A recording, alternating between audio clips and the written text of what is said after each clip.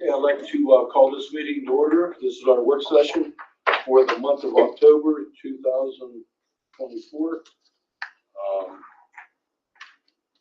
The purpose of tonight's meeting is to go over possible agenda items that will be voted on next Wednesday's regular meeting of the board.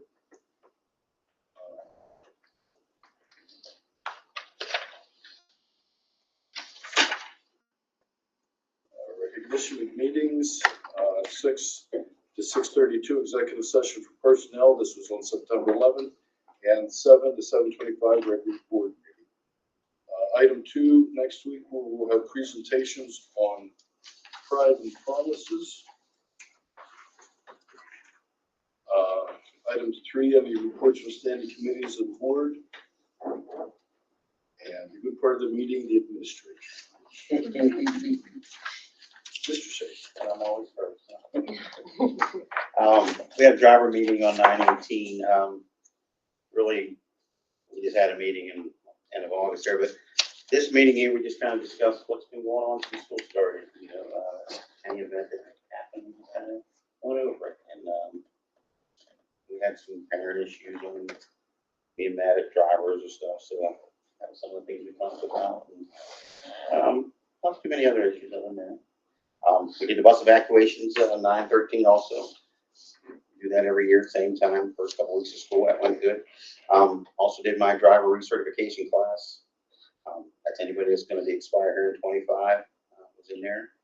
And also I got to drive with them before they can be certified. Yeah, we're always under the gun. Now there's always like today. I was driving today. And then we had maybe a little emergency too today. We had a tree down on the road, so we had a bus that wasn't going to get back to the elementary, but all the way out in the middle of nowhere. Couldn't even get me on a radio, couldn't get me on a cell phone. She had to walk a little bit to even talk on a cell phone. This is out on Hogue Road down in that little. So she finally got a hold of one of the drivers. They relayed the message to me, and we thought maybe we was going to have to call somebody in to drive an elementary bus, but she got through somebody in the neighborhood coming and cut a tree. Usually in rural, somebody cuts a tree pretty fast. But she got down the elementary. She was like 8 minutes late today. Before we all left, she was down there, so it worked out.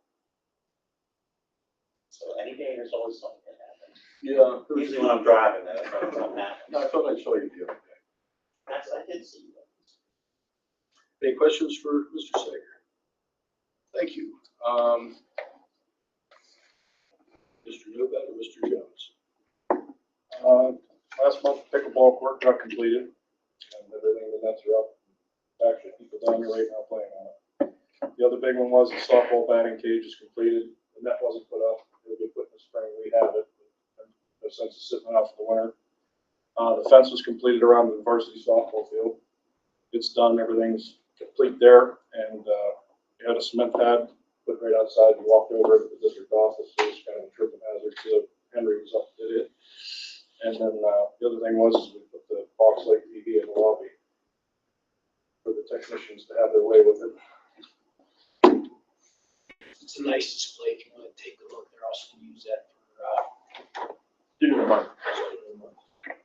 You want to start? I mean, we can add. It's on somebody's report. Yeah, I was going to speak to it later, but we do have the signage up. It's a work in progress, but I do think it looks nice, and it'll be another layer of, I think, excellence for us when people come in and see it. So it's a nice look.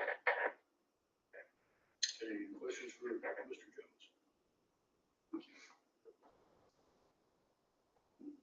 Do you have anything to add or say? All of our fills have had their fall treatment.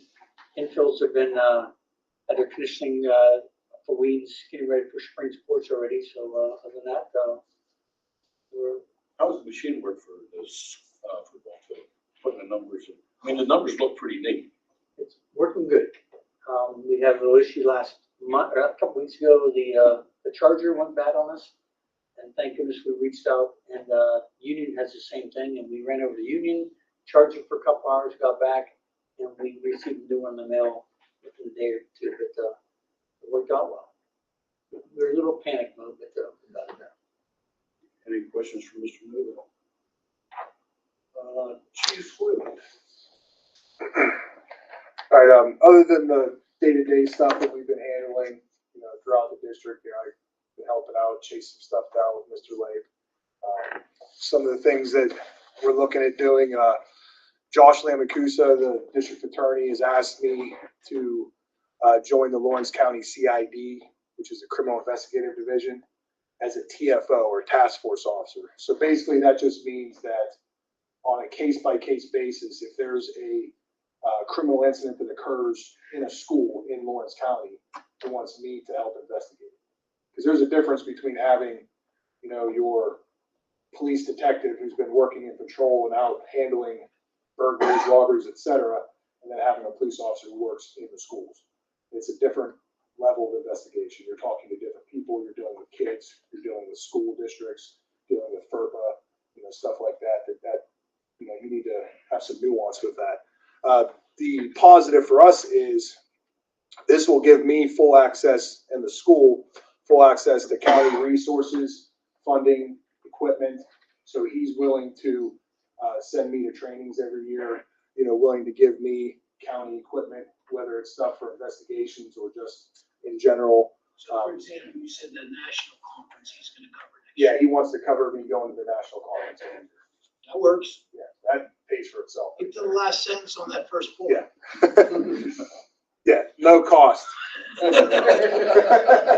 So the key is any work that I would do, the idea is I am a Laurel School District employee while I'm doing these things. So Laurel would pay me the extra hours or whatnot, but then all of it is completely reimbursable by the VA. And he knows what the numbers are. It includes every nickel for, you know, benefits, Social Security, you name it. It's all of that. So there's no cost. It's totally reimbursed, plus the extra funding for training equipment, et cetera. And then if we have some kind of incident happen here, I don't have to handle it by myself. I can pull on all the county guys that come help. So it's really a win-win-win. Who is on the criminal investigative division? Is that the mid-county detectives or? Yes, so it's good. It's in its infancy, but it is ran by Vincent Martwinski. You'll have Kevin Sealbaugh, who's lieutenant with Newcastle Police, Brandon Howowich, sergeant with Newcastle Police. Then they just put in Haley Howe for Newcastle Police. So basically what they did is they took the Newcastle Detective Bureau, which is the best in the county, and merged them with some guys from the county detectives. Now they have funding and resources from both, and they're going to handle everything in the county. Well, with that being said, they also need help in other areas. So that's where I would come in and help with school-based incidents. And they're able to pass that out to me, and then also, like we said, get all that funding and training, which will be huge. I do think David also needs to communicate to the other school districts. I think they should have a heads up if there's a school incident in your county. Yeah, so what it is they already call the DAs. They've been using that CID. So now when it gets to the county level, that's where Martwinski would say, Boylan, can you handle this case? Yeah, so that's basically how they already know to call the county to handle it because they're not going to handle it themselves. You know, we're kind of the only police department that handles our own criminal cases. The other districts usually kick it to the county. So that's kind of the idea there. Any other questions about that? If they pull you, do we have resources? I won't leave the school during the day. So I told him that right off the bat. I'm like, this cannot interfere with my 9 to 5. So it has to be after school. I won't be leaving here to go there. Because if it's an emergency situation, that's a call for patrol. That's a call for SWAT. And even like we've had SWAT call outs when I've been here and I don't leave. You know, because why would I leave 1,000 kids here vulnerable because of something that's happened over there? I'm not going to do that. So yeah, I'll never leave here. All the work would be done outside of normal hours. Any other questions? Cool. All right. So the other thing that I was talking to Mr. Rich about is trying to get Hickory Police to help cover for events. Because, for example, this past football game, it was just me scheduled to work there. I'm usually budgeted 4 guys to work a game. I managed to convince, Officer Swiner to come out and help me. So there were 2 of us. But, it's hard sometimes to be able to get guys to come out and work a Friday, Saturday night. You know, they're taking half pay for what they do with their full-time jobs. So I thought, hey, I'll talk to Hickory, see if when they have somebody out, they could come out, or we could kind of contract with them and say, hey, can you, one of your guys come on your duty, we'll reimburse you at a certain rate, you know, whatever that would be. Well, I don't know what their department's doing right now. I don't know if that other department. Sort of. There's 2 officers there that work a day a week or 2. So they're putting in maybe 20 hours a week total. So, and they have full-time jobs somewhere else. So I don't know what's happening. It's in flux. So the other option is to maybe hire more part-timers, just to try to fill in those blanks. So I've approached some people and talked to them about the possibility of that. And waiting to see, you know, what we want to do with that. Moving on, also something dealing with DA Lamacusa. There's a flock LPR license plate reader cameras throughout Lawrence County already. So we have 67 cameras that the county has throughout the county. I can't really tell you where they are. It's law enforcement sensitive, but there are ones that are close. I already have access to all of them. And I requested that we get one put at our entrance, right between us and the fairgrounds. So we will use funding from the grant that we just put in to help pay for that camera. Then we'll be tied into the system. I'll have that there. There's other ones on either end for vehicles coming through. And the way these work are essentially law enforcement can put a description of a vehicle that was involved in a crime. So say there was a robbery that occurred in Newcastle. They could put in red Honda Civic, you know, white male driver, had missing front left hubcap. All those cameras will be searching for that or something close to that. And then they'll alert me and anyone else who looks on that when that vehicle goes through that section. And you can also put in partial license plates. So if you got the first 3 letters, you can input that first 3 letters, red car. So anything that matches that description, it pings, it shows everybody where it's at, takes pictures of it, sends it to me, and then it'll also be able to run any plates for vehicles that come in case anything's stolen, in case they're on any hot lists, you know, any people that are wanted in those kinds of vehicles, I could be alerted to all of that. So I think that's a really great tool that we can have, and we can have it right here. I read something not too long ago, they were putting one up at the intersection. I don't know whether that was the same thing.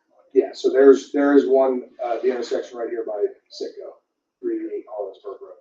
It was on Facebook, so I Okay, assumed. yeah, I didn't know how much it was. So that is one of them. So the idea is to kind of have ones on different ends of, you know, our property, our section, so that we can see vehicles coming from either way. And I think that would be a really good tool. And, you know, we be able to keep track of anyone coming in, I don't want coming in. And it was a good selling point too, to say, hey, the fairgrounds are right there too. So that's something that Josh Lamacusa has been helping me out with too. So it's something good, yeah. I mean, it's kind of creepy to know that you could be tracked wherever you go. You'd be surprised at things they can do. Oh. But yeah, so that's mostly what we got going on. Any questions for Chief? Thank you. Mrs. Claiborne. Hey everybody, how are you? So Chief Whalen and I completed the behavioral health and safety grants.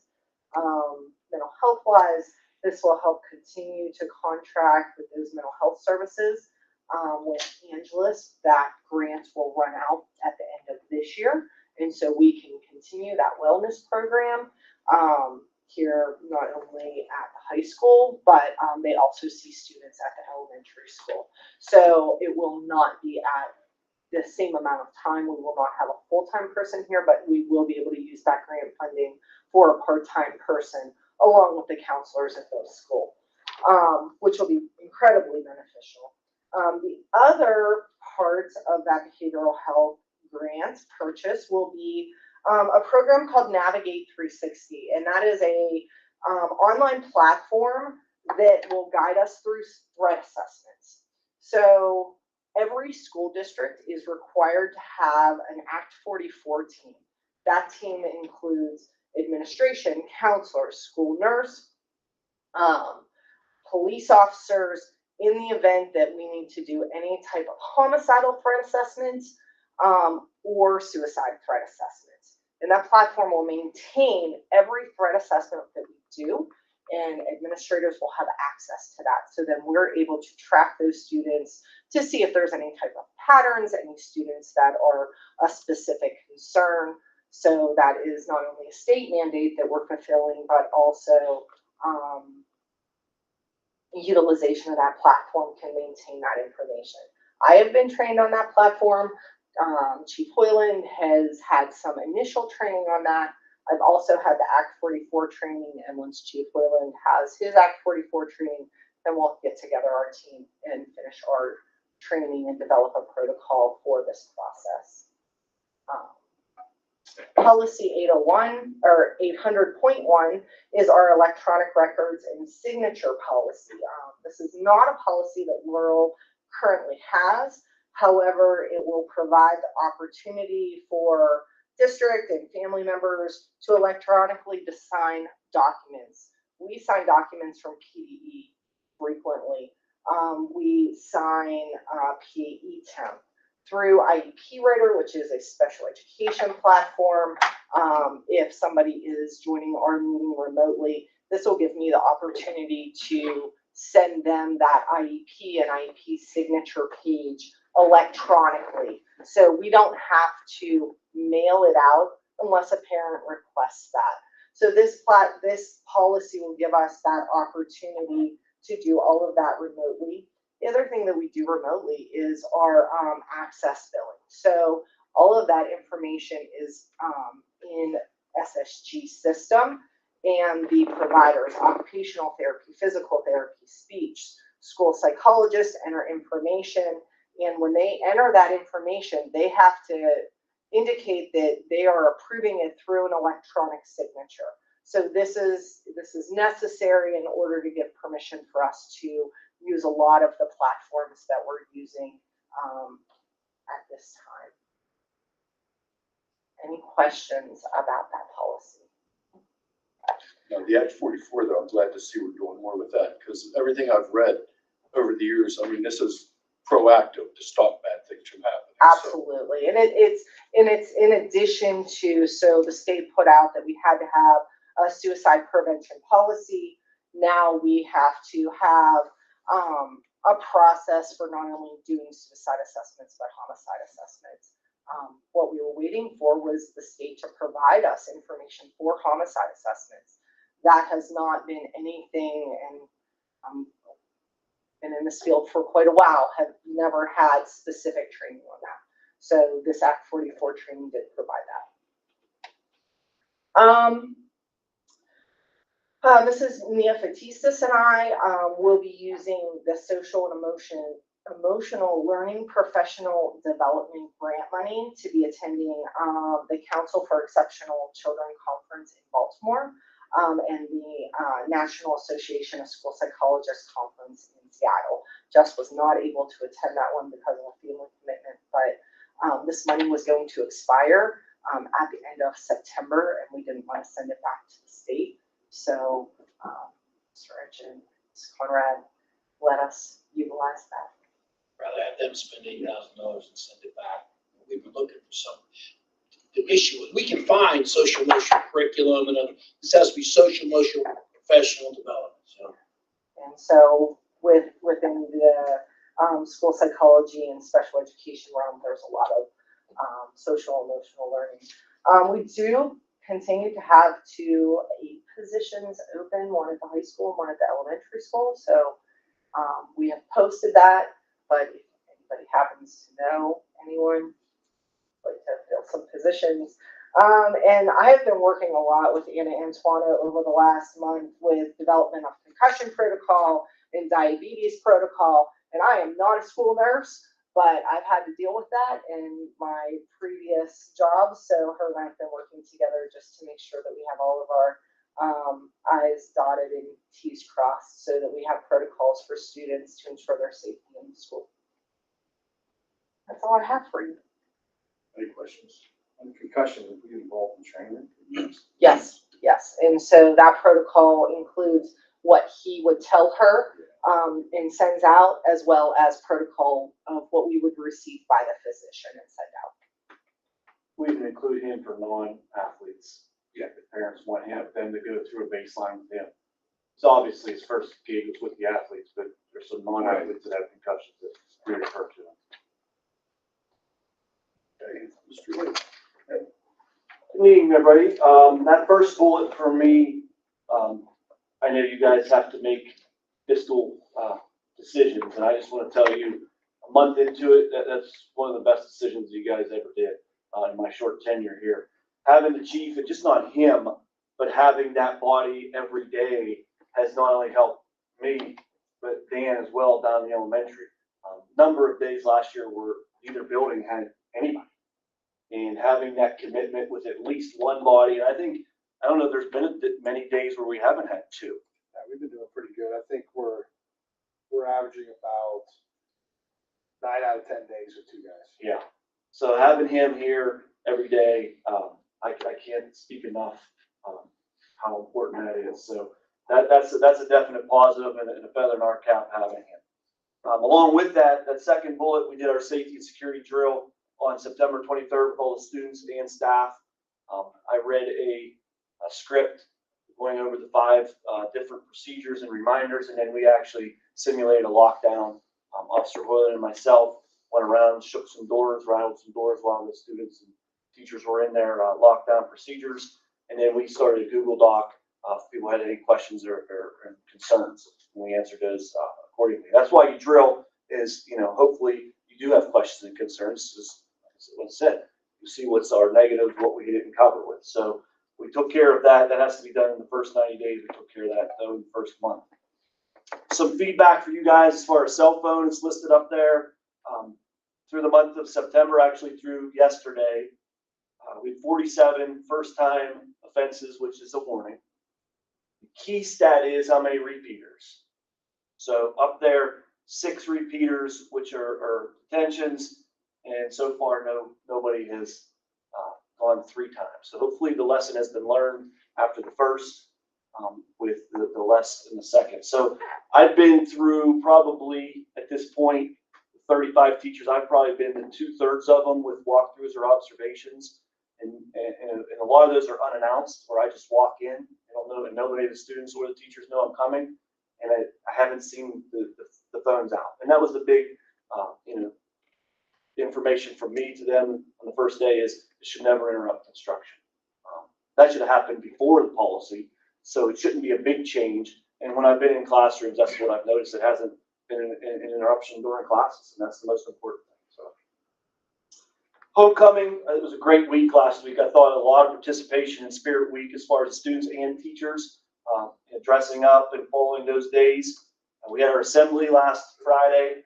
Great. I told Mr. Rich Friday night, he would have been proud. You guys that are Laurel grads, I think this will hit home for you. At the end, we had a few minutes left, and Angel Milbert, who was our editor, looked over at Mr. Boyer, the band director, and said, "How about the alma mater?" And he started playing the alma mater, and without saying anything, all the students stood up and sang it, and I thought that was pretty neat. Being an outsider, not being from Laurel, I still got chills, seeing that and hearing that. So that's a good capper for the week as far as our Spirit Week for homecoming. And then James was there, I was there. We had 300 kids at the dance. And I was looking around going, man, there's a lot of kids here. I was a little nervous sometimes, but yeah, it was a good turnout. So it was a good week last week. And then with that, Tori was queen, and Jay Nario was crowned our king at the dance. We gave our first benchmarks, had our data team meetings today. So we're well on our way with looking at data for PSA and Keystone exam classes. A couple events coming up. Juniors are going to attend the Westminster College, or they did attend the Westminster College Career Fair last Friday. That's an annual thing at Westminster College that they host. And then the sophomores coming up next week are going to the Scottish Rite Cathedral for the Business and Career Fair, and then they'll all take the PSAT on October 17th. And then two things I added just recently, just today, Eli finished 8th in the WPL in golf. So he received a medal for his 8th place finish, and that qualifies him to the PIA State Championship, which we held at State College, not next week, but the following. That'll be a 2-day event for him. And then yesterday, the team actually was Tri-County champs in a little Tri-County Invitational. So a lot of things going on. I apologize for all those bullets. It's not supposed to be that long, but I didn't want to leave anything out. So. Yep. Mr. Swervely. I do have a question real quick on Yeah. cell phone. Journalism class and yearbook in the past have used their phones quite a bit. Here's what we did. I said that let's try to do a workaround. I know those classes have ordered iPads as a workaround instead of using phones. Until those come in, I wrote a permit for them if they're walking around first period, filming and so forth, that they're able to use those until those iPads come in. So, there are some adjustments, but bottom line is with the Chromebook, it can be done in a Chromebook, it can be done in a Chromebook. If there's another type of activity with an iPad or something, we're going to do it on that. Very little, if any, use of phones. So that's a workaround though for now.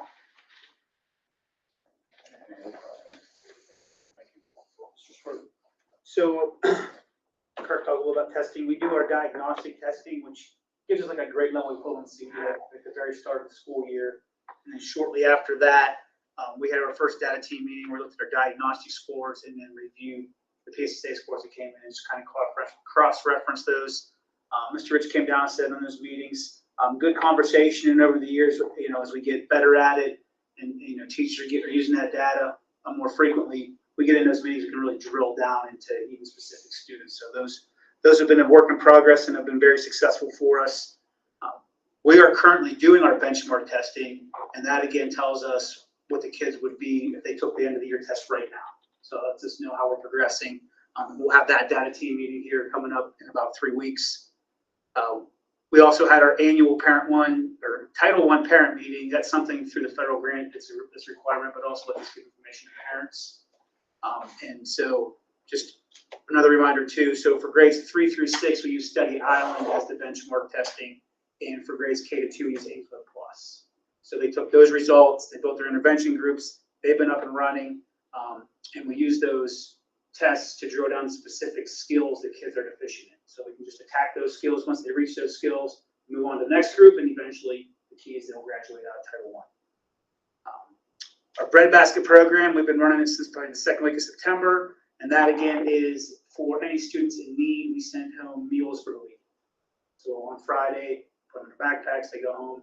And fortunately or unfortunately, we have about 25 kids this year, which is a little bit more than the past. Unfortunate they need it, but fortunate that we can give it to them. So we don't turn anybody away if they request a need for that. Send letters out, and we'll make sure we provide that for them. And then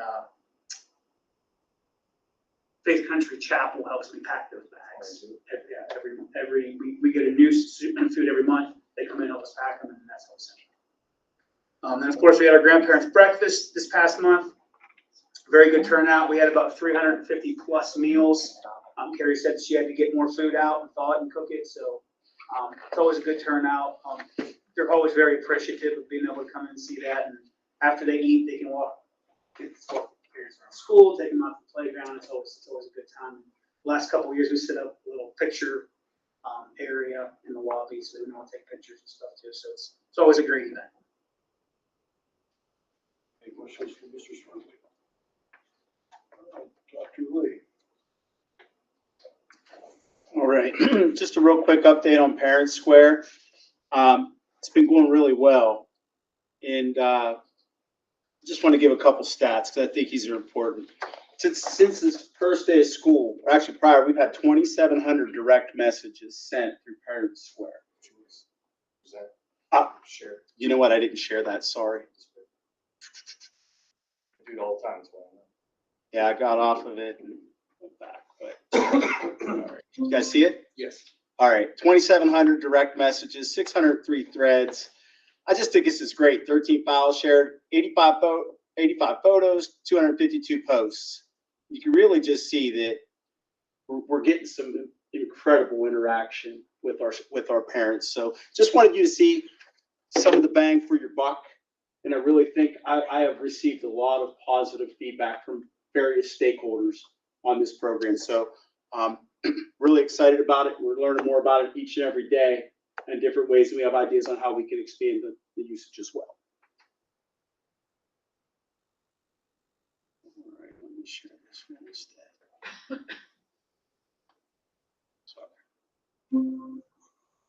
So the climate survey, you should have all received a notification that was sent out. It's going to run for a few weeks, and then we'll tear it up and produce a report for you guys on what our various stakeholders say. So just wanted to make you aware if anyone's speaking to it, so you're not blindsided. I know we talked about it before, but there's a lot of information that's passed. PARS grant and cybersecurity pilot programs. I just want to speak to them real quick. Those are two opportunities for us to bring some additional funds within the district. Mr. Walzer and I are going to apply for the PARS grant to expand on some of the resources he has in the innovation lab. In the cybersecurity pilot program, actually, it's an extension of our E-rate program, or it's conducted through the same people. And it's something that I'm at least going to throw, a rock at or a dart at and see if it hits the target, because it's brand new and they're not supposed to put a ton of people out there. But it'll allow us to have some resources that we would, that would not be common. And I'm not talking about appliances. I'm talking more so about testing and bringing some experts in to make certain our network is secure, and then even some additional trainings and so forth for our staff. So I'm going for it. Hopefully I'll be reporting back that we'll get it.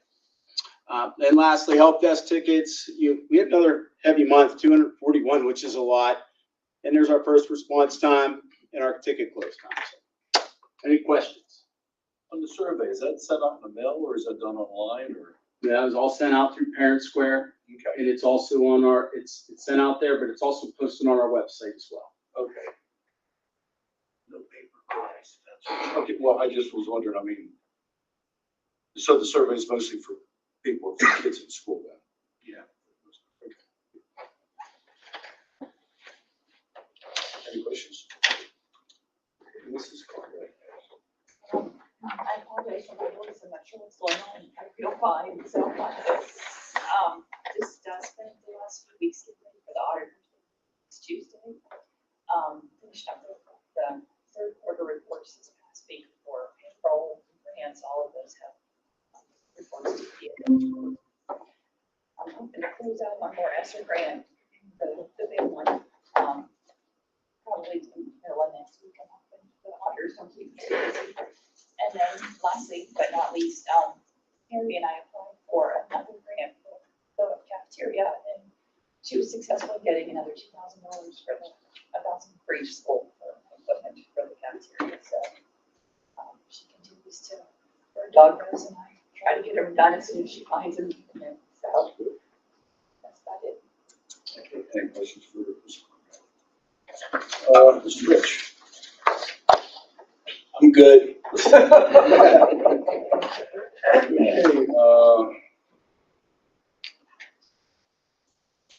item 4, no information reports. Item 5, comments or questions from the floor relative to agenda items. I'll be online. We will have a motion to approve the minutes from September 11th meeting as a board. Item 7 will be approval of the treasurer's report and investment reports. Any questions on item A or B? Item A, approval of bill listings. General fund of $59,805.08. List of food service fund bills, $80,782.59. Questions on item B? Item 9, board action items, personnel. Approve the retirement resignation of Dawn Scurbetz, FBLA, co-advisor and musical programs and publicity effective September 18th, 2024. And Steve Skurbetz, FBLA co-advisor effective September 18th, 2024. Any questions on item A? Do we have people lined up? Deadline's Friday. There's, I know a couple of them send me a letter here Friday next day. Okay. Item B, FBLA co-advisor. Goes along with the last item. Item C, musical programs and publicity. That also is because of Mrs. Skurbetz leaving. Item D, professional development workshop seminars. I'll give you a few minutes to look at that. I haven't read it.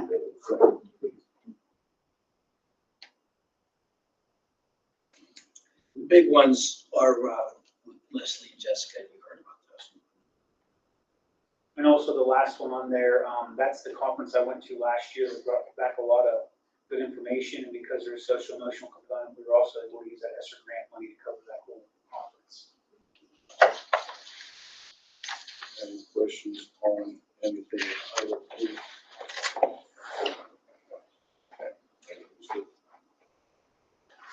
Item E, addition to the volunteer and non-instructional substitute listings for 2024. I believe you have that in your documents. Item 10, board action items. Approve first reading of the following and attached policy 800.1. That was what Mrs. Blakeford had discussed. And item B, affiliation agreement with Robert Morris College.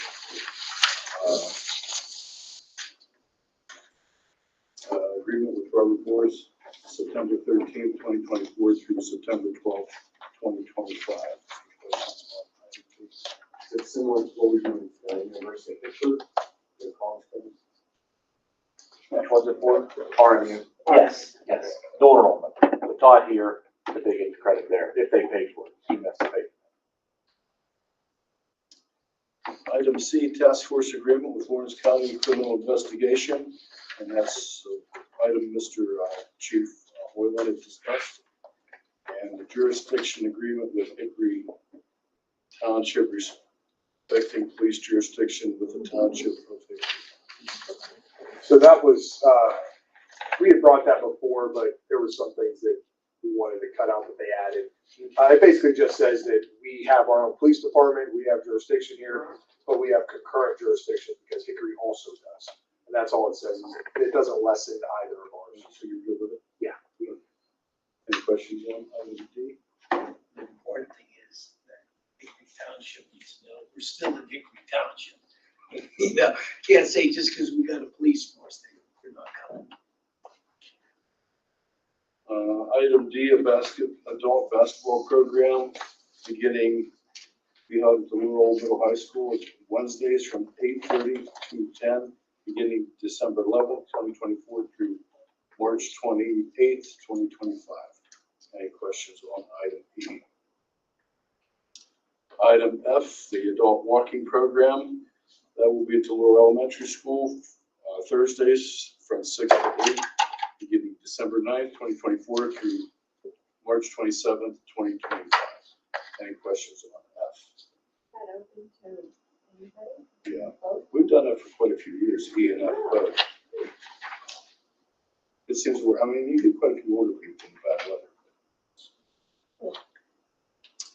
Item G is attached, approved attached settlement with Mike and Christina Wallace. Item H, field trips, student activity.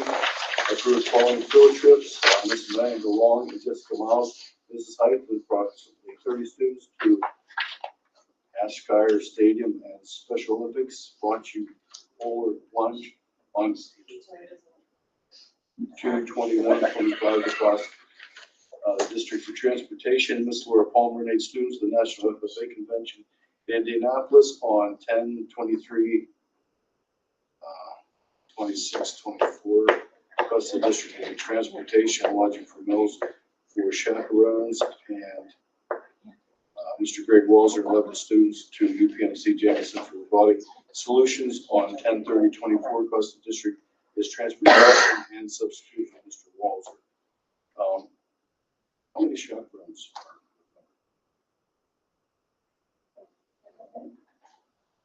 It's not a big deal, I was just curious. Okay.